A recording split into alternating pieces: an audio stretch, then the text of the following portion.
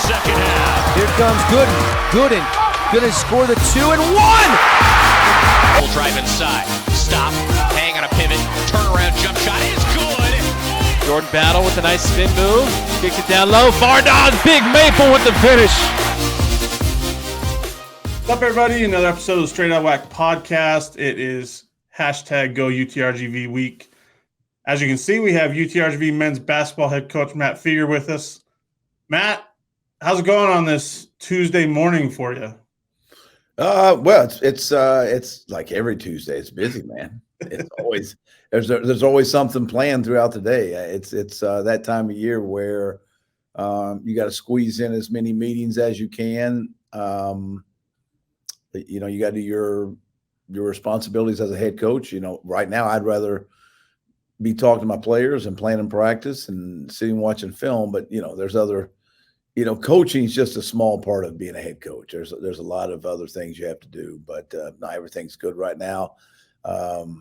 We're still undefeated, so hey, I like that. Right now, it's good to be a Vaquero because we're undefeated. Absolutely. 27 days till the season opener at Kansas State. I mean, you guys have the exhibition prior to that. Where do you feel you guys are at? I mean, you got a bunch of new faces this year. Will Johnston's really the only returner that dressed last year. Where do you feel like your guys are at right now as you're getting ready? Miles ahead. What's that? Miles ahead. Miles ahead. I like it. Miles ahead. I'm one of those honest, straight shooting guys. Sure. I told you, I'm not going to sit here and miles ahead. Light years. I really like the group of guys we got. Now, where does that put us? I don't know until we play games. Obviously, you got to stay healthy. Last year was I was already dealing with injuries last year at this time. I don't think we ever played a WAC game with more than 8 or 9 scholarship players the entire year. We lost. We had 3 guys on scholarship, never played a minute last year. We had one guy play 2 minutes. We had one guy play 16 minutes. One guy play 17 minutes. So there's 5 scholarships tied into guys that never stepped really on the court. So it's hard to have any continuity when you don't have bodies to practice. So I think we're just in a different spot from a size standpoint. We've got positional size across from 2 to the 5. So we've got competition. I like our point guard play. There's until we play a different color of jersey. You sit there and you go, wow, we're fast. We can do, we block shots in practice. Who knows what happens until everybody's got a game plan until they get punched in the mouth. Yeah. Yeah, I like that. And talk about that size. I mean, like I was telling Jonah, I think this is the biggest UTRGV squad I've seen in a long time. Dima Zdor is over for Grand Canyon. You got another 6'11" guy, and you got one that you're kind of waiting on to see what happens with his eligibility right now in a 7-footer. So yeah, don't get me started on that. So yeah, I'm going to leave that alone because I know you guys are still in that process. But there's a lot of size here. What is that something that you brought over from Austin P when you came over, or is that just something you realized, hey, we got to get bigger in this conference? No, I mean it's something that we had when I was at South Carolina. I mean, our Final Four team, we started a 6'7" point guard, 6'4" two guard, 6'6" 3, 6'10" big 4, and a 6'11" 5. I mean, in the game of basketball, size does matter. Going through this league, I felt like, if you go there, this was what's good about the league is that, over in I guess you could call it the eastern side, the Texas side of it, the teams were quick, fast, athletic, pressure, kind of everything's denying passes and everything. Then you get over in the western side of it, and the other team, those teams in the western side had a lot of size, which I seen that the old WAC was trending towards everybody being big. But I think it just helps you with your closeouts. It helps you with your rebounding. It helps. I like to play the ball still through the post. I don't. At Austin P, we threw the ball inside every possession, and we wore teams down. We offensive rebound. We were able to do that at all last year. That's not who I am. That's not what I represent. That doesn't resemble my team. So my whole objective was we have to get bigger positional wise to be able to play the way I want to play, and to have a chance to move in the league. Not right now you wouldn't even you would roll back and laugh if you were to say UTRGV is I know everybody's going to pick us 13th. I mean, it is what it is. I don't care. But we wanted to improve our size, want to improve our passing ability, we want to improve our shot making ability. So I feel like those were addressed, and we've had competitive practices, and we're dunking a lot more balls, we're blocking a lot more shots, we're getting a lot more rebounds in practice than we did all last year. How do you? I guess I shouldn't ask how. The management of maybe keeping guys healthy throughout practice, throughout everything that you're getting ready for into the season starting here in a few weeks. You dealt with that. Like you said, last year, you had a bunch of guys that didn't play at all. They were on scholarship. Jeff O'Cherry was hurt. Dante Houston got hurt. Your big guys got hurt last year. How do you manage that now with the squad as you're going hard and getting after it in practice in that competition? Well, I think guys taking care of their bodies. That's a huge part.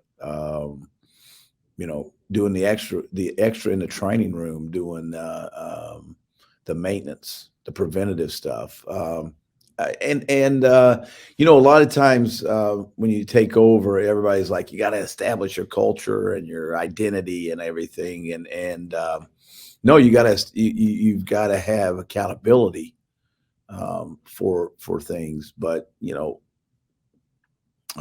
sometimes injuries happen.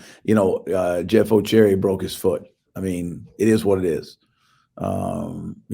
Dante Houston had a torn groin, did it on a layup. I mean, those things, it's just, I can't prevent that. I mean, those things just happen. So injuries are part of the sport. That's why I felt like we had to, because last year, you're playing Merrick Nelson at the center spot, and Mike Adewumi at the power forward spot, and those guys are wings. So, that's not something they signed up for. But it is what it was. I'm ready to move to 22, 23 and forget about last season. Yeah, no, I understand. I want to ask you a little bit more about. You talked about not necessarily establishing a culture or whatever, but you bring in a lot of youth. You got Justin Johnson, who's a senior. You got Dima, who's a graduate student. The rest, sophomores, juniors, and some freshmen that I think are going to have some big years for you. Talk about that kind of, I guess, how nice it is to be able to establish what you want to do with this youth group that has talent as well on your roster. Yeah, that was, you get lucky and you get fortunate, and we'll see how things play out. But they're young, but the COVID thing has helped a lot. I mean, because now Aaron Freeman is a fourth-year junior. Dalen Williams is a fourth-year junior. C.J. Jackson is a fourth-year junior. Will Johnston is a third-year sophomore. Darius Ward's a third-year sophomore. John Chanu is a third-year sophomore. So even though it looks we could possibly keep our team together for a minute, good Lord willing. So the COVID thing is giving guys extra eligibility back. And so the one thing that all of them do have, for the exception of Will, being a third, they've all played Division I basketball. So that was a big emphasis with our team. Darius is an A-10 transfer. CJ's an A10 transfer. Sherman Brashear's a Conference USA transfer. John Chanew's a Conference USA transfer. Aaron Freeman started at New Orleans in the Southland. Dalen Williams is a Horizon transfer. So those guys all have Division I experience. So talk to me about Justin Johnson. What makes this guy so dynamic? I mean, 17.7 points, had some 30-plus point games last year for you. I mean, like you said, you didn't have a lot of size, so he was playing sometimes out of position too. Like, what makes this guard for you so dynamic? He's hard to keep out of the paint. We learned how to use him. Last year, everyone knew towards the end of the year that I was running everything I could to get him touches. And there'd be times that he'd drive the ball and there's 5 guys guarding him. And he still produced 212 free throws in 31 games. I mean, he's just a downhill player and guy that he draws contact every play, and he's a problem when he's making jump shots for making the threes. He's a problem. He hops up, makes 2 threes in a game. He's a problem. Ask Illinois, he's a problem. And his numbers were better in league than they were out of conference, and everyone has more film and more time to prepare for him. And as things go, Justin was one of the kids that I felt every day he competed. Was he perfect? No, but I felt every day he competed. And he had more responsibility on him as far as winning and losing. And now we had a scrimmage Sunday inter squad, and as we're walking on the floor, I said, "You can see now you got more people around you that you can So the pressure's not everybody's asked me well, there's more pressure on him, or, you only have 1 starter back. How much pressure does that put on? I think it relieves him because, he's got guys around him now that can take pressure off of him, and we can be more effective in other areas. I need Justin to be more effective and not turning the ball over, but when you have everybody in the building knows that we're going to run some type of action where he's coming off 2 screens and then getting another screen and, spacing the floor out and letting him get to his right hand and trying to draw, people will scheme for that. And so hopefully there's enough guys around him that, he doesn't have to put the production on his back as much as he did last year. Is that what you're expecting of him, is not to put so much pressure on himself this year, knowing that he has, you mentioned it basically, but I wanted to reiterate that what are your expectations for him in terms of, maybe this year you don't have to necessarily run everything through him? Is that you don't have to practice 472 sets that involve him getting some type of action, that we can play more free flowing, that we don't have at one point in time we were like this, we were 7th in the country in pace, and that's playing with 7 scholarship players. So we want to get up and down the floor. And I was speaking at a clinic, and we led the country in free throw attempts per game or whatever.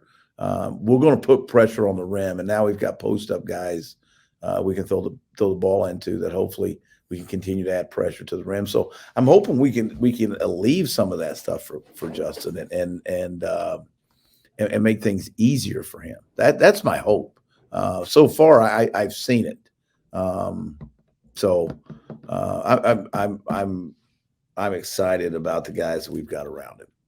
Is there anyone that's kind of, maybe a couple guys that have stood out to you throughout the summer, throughout camp, that you've had on camp, on campus? Well, I can tell you this. Everybody's going to be, I'm going to say first guy's coming out of my mouth, Dima Zdor. I mean, I recruited Dima at Austin P. Had him on campus. vision that how he would be in my system. He's been tremendous. He's going to be a surprise. He's not going to be the Dima Zdor of, and this is no disrespect, but he's not going to, his numbers are not going to match at what his Grand Canyon numbers were. Whether that's us asking more out of him as a player, him being more mature, him being older, that's what it is. But Dima Zdor has been terrific. Will Johnston, point guard from Australia, played at South Georgia Tech. He's been really good every day. Him and Adonte Holiman, they set the tone for practice. You know, I use the Kelvin Sampson line every day. The three people who can't have bad practice is the head coach, your point guards, and your best player.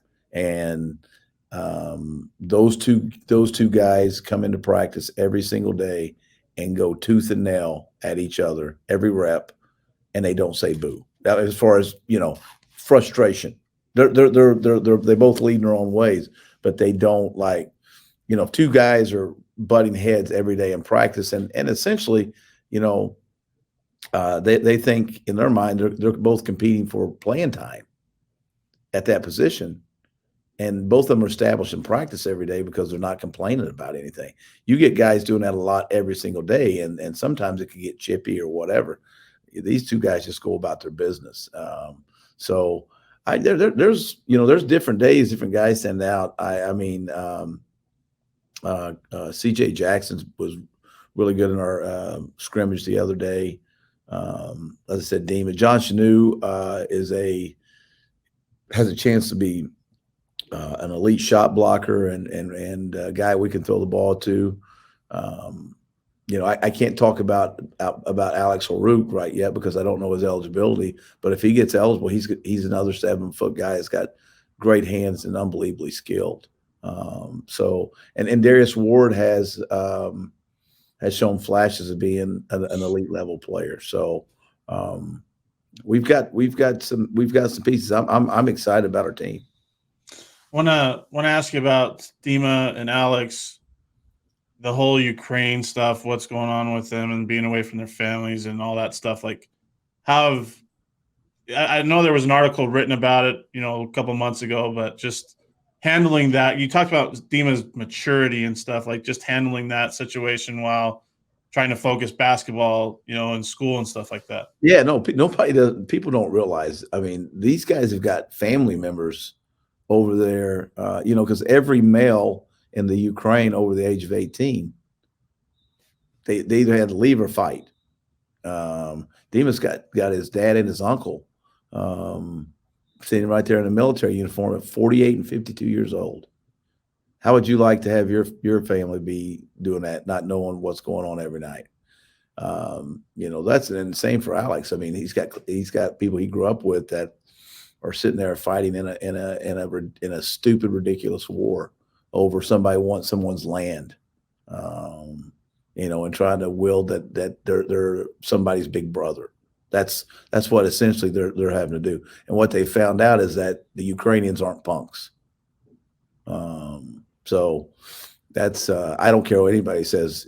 They can get upset with what I'm saying. I can just tell you this right now. That's my stance on it, is that, you know, they thought they were going to go punk the Ukrainians, and they kind of found out the Ukrainians aren't punks. So it makes a stand for my other kid from Latvia, who's right there neighboring country with those guys, because if they'd have rolled over the Ukraine like they thought they were going to, then it would have been Lithuania, it would have been Estonia, it would have been Latvia, and those are places where I've had dozens of kids. So you know, I know how proud those kids are and how much they fight. So for those guys, I try to give them everything I've got as far as my myself, because you know, if I had family members that were going through that, and just think in our homeland we had that, you know, there would be a lot of rage, and I get a little angry when I start talking about it, because I love those two kids, and you know, that's the one thing that old Vladimir Putin's starting to realize, that the Ukraine are a bunch of punks. So they may eventually succeed in what they're doing, but it's not without the Ukrainian men over there and other people backing down and just giving them something. So I feel for those kids. One last question before we end this podcast episode. When you took over, you're stepping into some big shoes, but I don't want to focus on that. I want to ask you Chase Conk's approach, recruiting pitch to you. We've seen the growth that has taken place down there in Edinburg and the Rio Grande Valley, and what's happening on campus with the investment in athletics. Was that all part of the plan? Were you expecting that to happen so quick when you signed on to be the head coach of UTRGV? Or that was the vision that was laid to me. And the one thing that I've always wanted was to be around someone who actually told me, followed through with what they said they wanted. Everywhere I've been, it's been one of those things where, you're always the kind of the builder of something, and you never get to see. I always tell people it's like Moses leading the Israelites through 40 years of the desert, and he gets to the promised land, and God says, "Yo, my man, you led him far enough." That's kind of how I feel like. Kansas State, we worked our tail off to get facility changes there. Now they've got spectacular facilities. Same in South Carolina, same at Austin Peay. They're getting ready to open up a new building. And it's just to see the vision, because I want to tell you this, I was here in the Valley as an assistant coach back in 2005 or 6. I would have never thought twice about taking this job when it was UT Pan American. There was nothing in place. There was no vision. There wasn't anything. It was just a school in South Texas that nobody wanted to come to. Lou gave that credibility, going from the Final Four at Oklahoma to taking this job. And so they started it, and then Chase has picked the baton up, and he has really ran with it. And so the facilities and everything, the growth, Dr. Bailey, you talk about people making right choices. When they hired that man and hired Chase Conk, this school didn't know what they were getting. Well, they're getting growth, they're getting expansion. This place was it's like this league. The league is like this, and there's so many great places that are exploding. Utah Valley was a junior college when I started coaching. Dixie State, now Utah Tech, was a junior college when I started coaching. Cal Baptist was a Division II school. Grand Canyon was an online university that you would joke with about them and DeVry or whatever. It was now look at all of them. SFA, UT Arlington, Abilene Christian, those schools were just, I had kids play Division II at Abilene when they couldn't get scholarships anyplace else. Now look at them.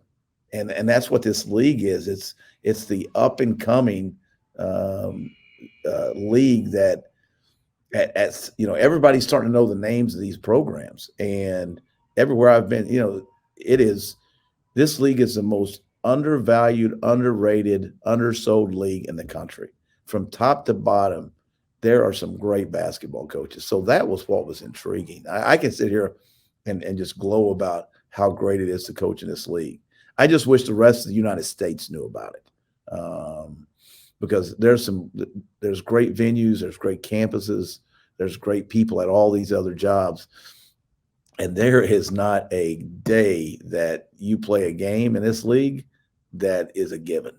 And that's from top to bottom is what makes it great. And Southern Utah coming in the league, how about those guys? UT Arlington's bringing history from being NCAA tournaments. So there's a lot of great things happening in this league, but the sell was, I'm like, if I'm going to beat my head against the wall every day, I want to beat my head against the wall with people that have the same vision that I have, that put their arms and are excited about me being their coach. And if I'm going to do it, I want to look at palm trees in warm weather.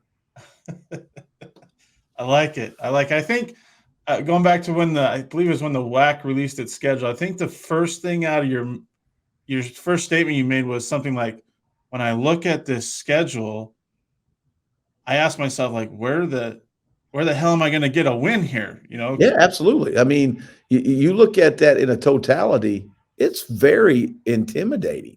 It's overwhelming. Usually in a league, and everybody may look at us and go, well, UTRGV, W. They may look at that and say that. I hope to change that. But people may look at the league and go, oh, we got a breather when we go to UTRGV. I hope that changes. I'm not going to sit here and be cocky enough to tell you it's going to change. I know we do the right things every day. Teams are going to have a harder time, winning here. But yeah, you look at it from that standpoint, and I got so much respect for all the coaches here, because the coaches in this league are a bunch of dogs. That's what I can tell you about the coaches in this league. Everybody in this league has had they've had a chip on their shoulder all their life. You can just go through and pick any of them, and they've got an unbelievable story how they become the head coach of where they're at, and they've all got a chip on their shoulder and all a bunch of dogs. So I've got nothing but respect for every coach in this league. One last question. Sorry, I know I said last. Did Chris Beard just not want to play you guys on a neutral floor down there in southern Texas? Is that why he's making you go all the way back to Austin to play instead of playing at the Bert Ogden Arena? Yeah, he's playing with a little better deck of cards. His hands. He's got a royal flush, which what he's doing for us is spectacular. He doesn't have to do that. He's given up a home game that he could have very easily played in his new building and sold out, and revenue, because A, he wants to help me and Chase Conk, and B, there's a lot of Longhorn boosters down here in the Valley, and it's very profitable for them in the long haul to bring their product on the road. But it's great for us. It's great attention. Yeah, I'd like to play Chris here. I'd like to play Texas A&M here. I'd like to play Texas Tech here. All of us in the state would like to have a chance. But yeah, it's a big deal for them coming down, and we're expecting to have sellouts for those games. Awesome. That's awesome. Building off that baseball game between Longhorns and Vaqueros last spring. That's a great thing you guys got going down there. UTRGV head coach Matt Feger, thanks for taking the time today. Vaqueros should be much better, much deeper this year in 2022-23, and they've got some size. Don't count them out. Like you said, it's going to be a lot more difficult to play down there at the UTRGV Fieldhouse. So, Matt, appreciate the time on this Tuesday, and have a great rest of your week. Thank you, Kyle. Appreciate it. Thanks for listening to the Straight Outta WAC podcast. You can find us on Apple Podcasts, Spotify, and other podcasting platforms. Be sure to subscribe so you never miss an episode. Remember to follow us on Twitter at WAC Hoops Digest and Facebook under WAC Hoops Digest for all your WAC Hoops news and information.